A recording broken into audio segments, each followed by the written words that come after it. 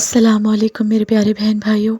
میں جانتی ہوں کہ صبر کرنا بہت ہی مشکل لگتا ہے، خاص کر جب بہت ہی سخت آزمائش سے گزر رہے ہوں۔ جب صبر کرتے کرتے آپ کی ہمت جواب دے جائے تو یاد رکھیے کہ بعض اوقات تھوڑا سا اور صبر ہی وہ پل ہوتا ہے جہاں سے حالات بدلنا شروع ہو جاتے ہیں۔ اللہ تعالیٰ پر بھروسہ رکھیے، کیونکہ آزمائشیں ہمیشہ نہیں رہتی، لیکن صبر کا اجر ہمیشہ باقی رہتا ہے۔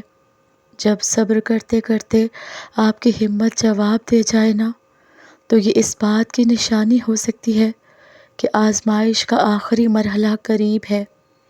بعض اوقات اللہ تعالیٰ بندے کو اس کے صبر اور ایمان کی آخری حد تک آزماتا ہے تاکہ اسے بہترین اجر عطا کرے۔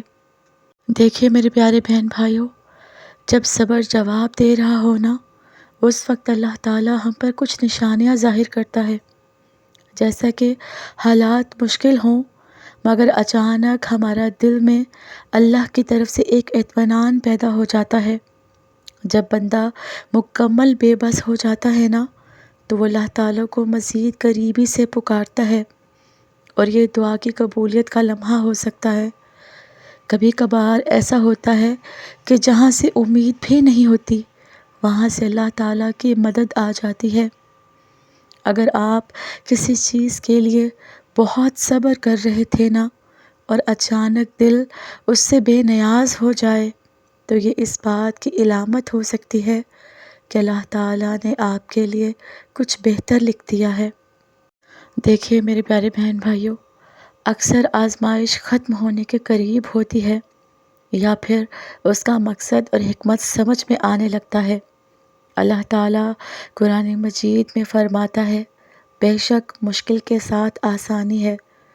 یہ اس بات کی طرف اشارہ ہے کہ جب صبر کی انتہا ہو جائے تو آسانی بہت قریب ہوتی ہے۔ تو میرے پیارے بہن بھائیوں، یہ آپ کا صبر کرنا کبھی بھی رائے گا نہیں جائے گا۔ اللہ تعالیٰ صبر کا اجر ایک دن آپ کو ضرور دیں گے، بس آپ کو اللہ تعالیٰ پر بھروسہ رکھنا ہے۔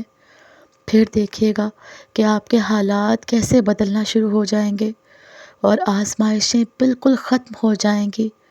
میری اللہ پاک سے دعا ہے کہ اللہ پاک جو میرے پیارے بہن بھائی اس وقت سخت آزمائش سے گزر رہے ہیں، صبر کر رہے ہیں، اللہ پاک ان سب کی آزمائشوں کو دور فرما، ان کی دعاؤں پر کون فرما دے، اور جو مجھے دعا کے لیے کہتے ہیں ان کی دعائیں قبول فرما لے۔ آمین ثم آمین۔